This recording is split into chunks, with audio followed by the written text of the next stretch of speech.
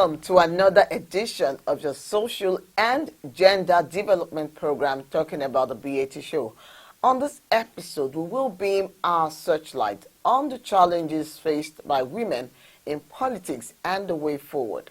Interestingly, women are often referred to as the core or engine that holds the family together, which makes women's equal participation and leadership in political and public life an essential part to achieving social-economic growth and the sustainable development goals by 2030. However, data shows that women are underrepresented at all levels of decision-making worldwide, and achieving gender parity in political life is far off.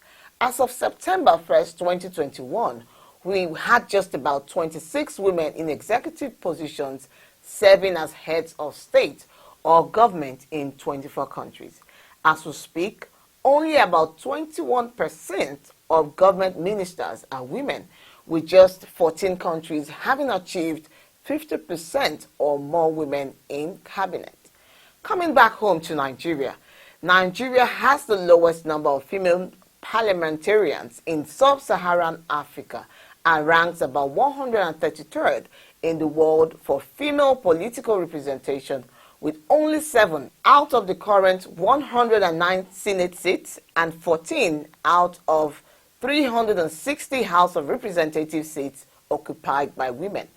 With an annual increase of just about 0.52% points, it's obvious that gender parity in ministerial positions will not be achieved before the year 2077. How can we close this gap? Joining me to discuss this topic, women inclusion in politics and gender development, is the Honorable Commissioner for Social Development and Gender Issues, Edo State, Honorable Maria Edeko. We'll be right back after the break.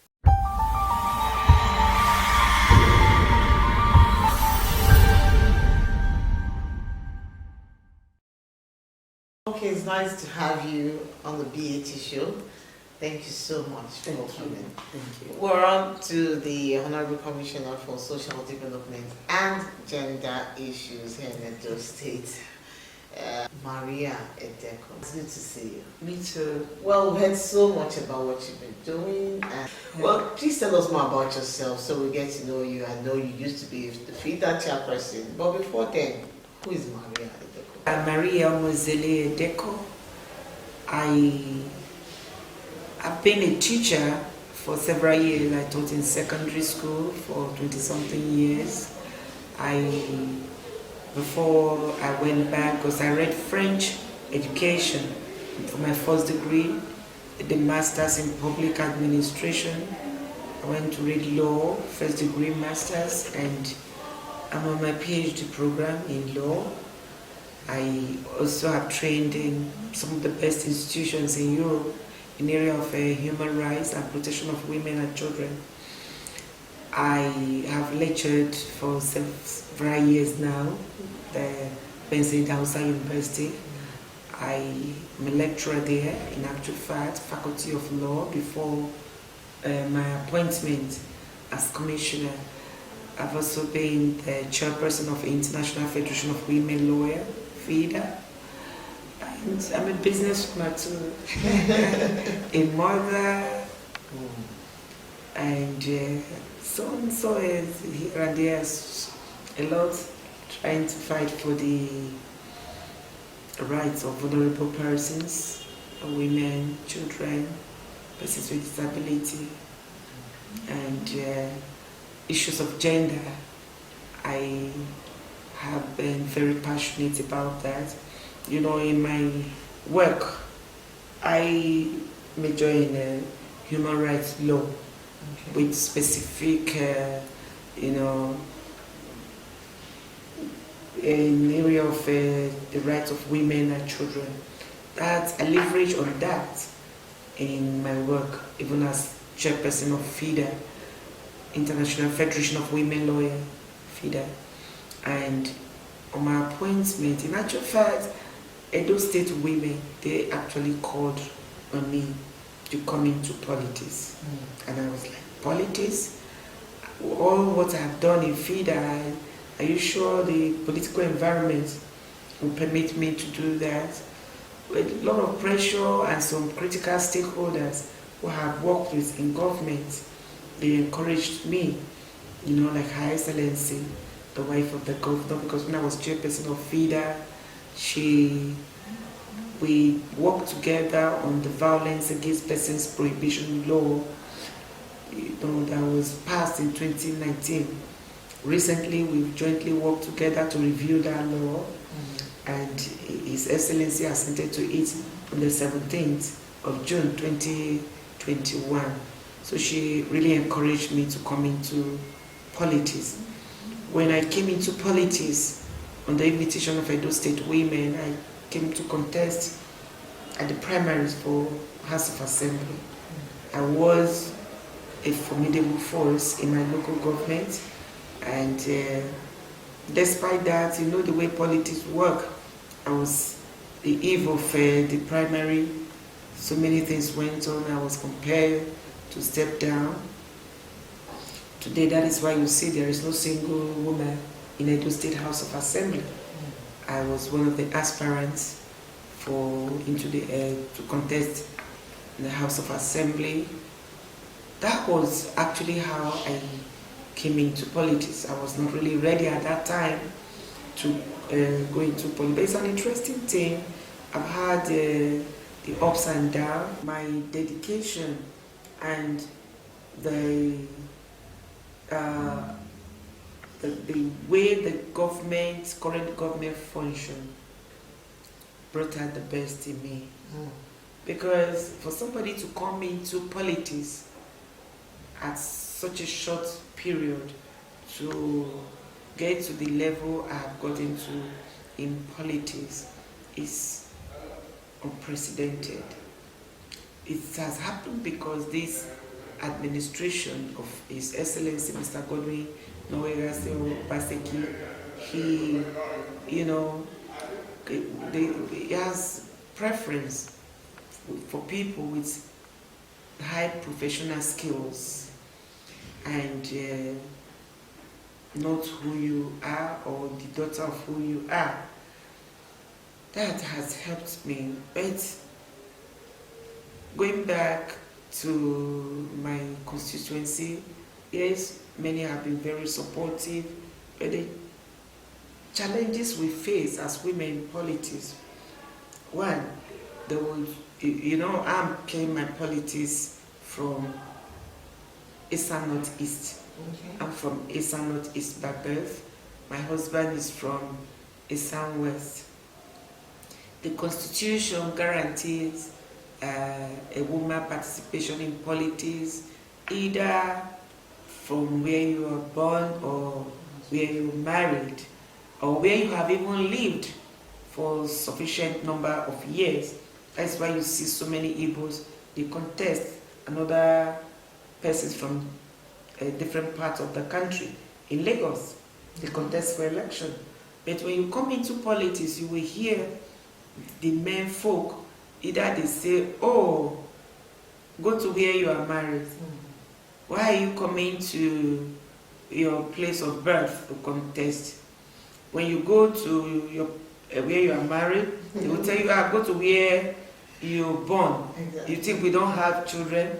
All of these are devices to make sure to skin the woman out in politics. But I always tell them, I think I'm even more entitled than they are. It's a big challenge, but I know with sensitization and a lot of advocacy and more women coming out to participate in politics, that problem will be, we can deal with that problem. Just when I look at my environment, if the area where my father built is as where I grew up, we have so many women, professional women. So within that little radius, you have so many girl, child that have achieved a lot. Yeah, professional. How come you will exclude them from the politics to contribute a lot of money? Our parents trained us invested in us, then you now say, oh, we can't contest election in place of our bed. It does not just make sense. So the earlier we start addressing these issues and give sufficient opportunity for women to contest in election, whether where you have lived for several years, whether the place of birth, whether where you are married, I think the better for us. If you look at the country, we are having a lot of challenges, security-wise. Look at most of the women in Edo State government. They are making strong impact, and His Excellency is very proud of us. Go to Subeb, go to other sectors. The women are doing very well. Yes, the men are doing well. What we are saying, we need to make deliberate effort for several years. I recall as chairperson of FIDA, our FIDA week, which comes usually once in a year, the theme of one of the FIDA week we had was women participation in politics and governance, a catalyst for development. So you can't exclude 50% of your population from governance. What we have today is what we have. A country that is lying prostrate. A country that is at the verge of collapse. So the men need to think again. The political parties need to amend their constitution. We've been asking for the 35% affirmative action. Instead of it being a policy, it should be a constitutional provision. If we do that, like I always say, whether the women go for the midnight meetings or not, whether you are from, you're playing the politics where you are married or where you are born, I'm sure we will survive. Because quota system, it cares for people that are vulnerable, people that do not have the same capacity. Capacity here does not mean intellectual capacity, because the competition, the men have always been there. They are like giants and we are like the dwarf, So when you can imagine, when you place something on the rooftop, you ask a giant and a dwarf to pick it, it doesn't work. So we need to think seriously. These are very serious issues that should be given consideration in Edo State. For emphasis, because you mentioned, you've actually mentioned a bit of it. How can women, begin to come out? How can we get opportunity politically right now? What should be done? It's the leadership. Leadership needs to make deliberate, efforts to ensure that women are there. Just sometimes when political decisions they are to be taken, because it shows voice of office. Sometimes these considerations they are forgotten. So many, you can say the issue of nomination for appointments. So many issues come to play. At that moment, if there is no constitutional regulation, the leader may just not even remember to consider a woman. Okay, so that means you believe that the woman should be given the leadership roles and position politically now. Yeah, it should be a constitutional thing. If you don't provide for it in the constitution, even when you are better than the man. Could this be a cultural issue? What could be the problem? Because these women are read and they're professionals and they're doing well already in their fields of engagement. Yeah, you see. How come they are not considered? Because over the years, it's a man's world. When you look at the party structure, how many women do you find there? And when people want to take decision, they favor their kind, they favor their interests. when you look at the political parties, maybe they will say woman leader. Sometimes that may be the only position a woman is occupying. And even recently we saw a man in woman leader position. So you can imagine. Then recently some women, they are striving, they are attempting, they hold some other position like public relations officer, different positions. So if you have more women in the party structure, it could help. You have more women in the leadership. When meetings are called sometimes, you won't find a single woman. Maybe except time. Not really the time. What are they talking about time? Time has nothing to really do with these issues sometimes.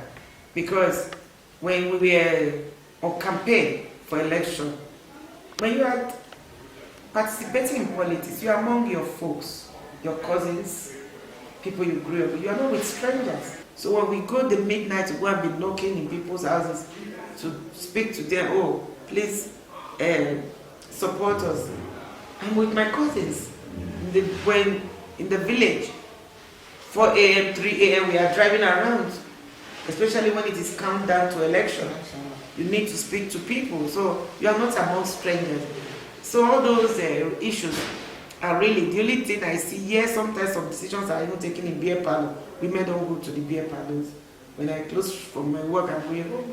But the men, they go out, they know where they hang out, they discuss issues of bilateral interest. So many things may even happen before the woman will know. And nobody is there protecting your interest. So I believe strongly that when women, do you know the structure of the party is very important. I believe highly professional persons, highly educated, should populate that level. But you don't find, you find our locals at home. They are the ones that decide who become a governor, who becomes a member of House of Assembly, who becomes a president. So the party structure is very important. You can look at the bill before the National Assembly when we are talking about direct primaries. They are kicking against it. For me, that is the salvation for this country, where because the party structure, it holds people captive. That is where the problem comes from. Where they say, oh, it's X that we contest. So the people, executive members of the party, those that are to vote in primary, for me, they are actually the determinant of who rules in this country. We only just come to reaffirm what they have done. So you can imagine, who are these people? Some of them never went to school. Some of them primary six. They are the people that occupy the party structure. They are the ones that take decision.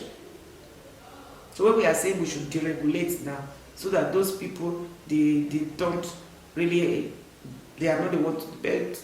They've said, no, that parties can either by consensus, they should decide on what they want. For me, as an individual, as me, I do not agree with that at all. I would have preferred that they go the direct primary. I'm sure women, they stand, they will have more opportunity of surviving if we do that. And again, constitutionally, they should revisit that 35% affirmative action. What that means is that when you are House of Assembly, we have a minimum of 35. In other areas, we will have that. Like when I was appointed, that the state did a fantastic job. We had well over 40% of women among the commissioners that were appointed. So if we keep up with that pace, it's always up and down. Today is this, tomorrow is that, because it's subject to the who is in charge. But if it is provided for in the Constitution, it means it becomes a mandatory, requirement. You said so much, and I'm actually impressed, because looking at it, from that perspective, it actually helps a lot of women, to begin to participate politically. And like you said, you can shut out about 50% of your population. Who knows why Nigeria is this way? No, Nigeria, that is why Nigeria is this way.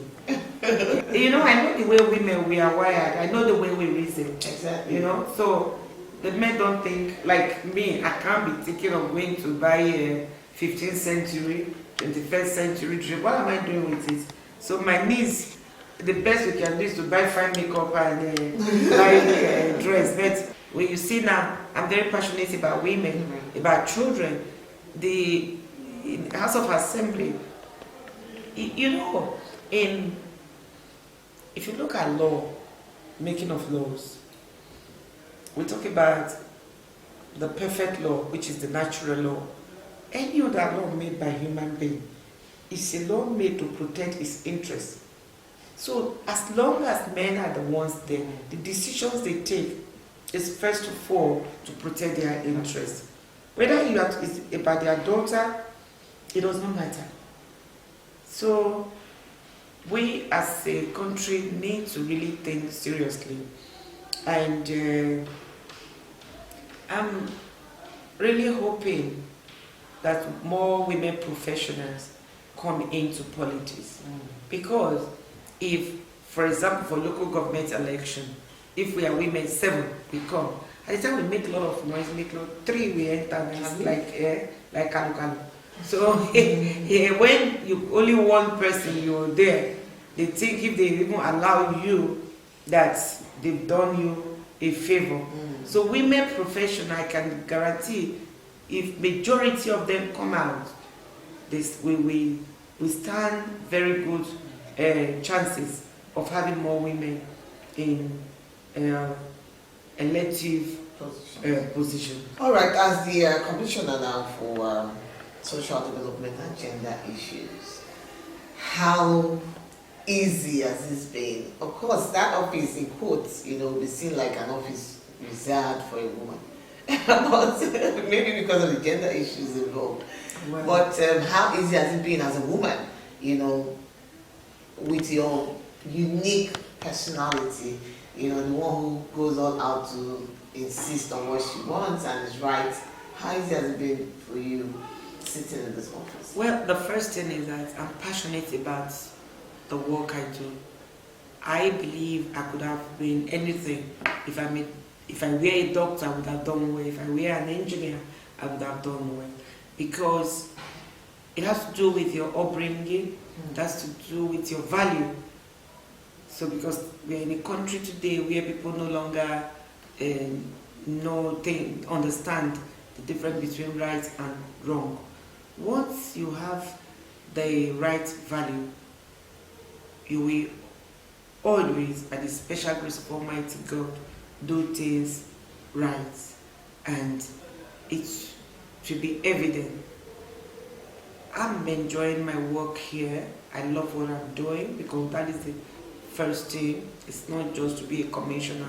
I really, really, really love what I'm doing, and I ask God for grace, for the resources, for the opportunity to be able to do the things that I really have on my mind. These have been reflected in the strategic work plan. We just went for our retreat, and for the past few months since we came, we've had several interactions with our boss, His Excellency, Mr. Godinoya Baseki.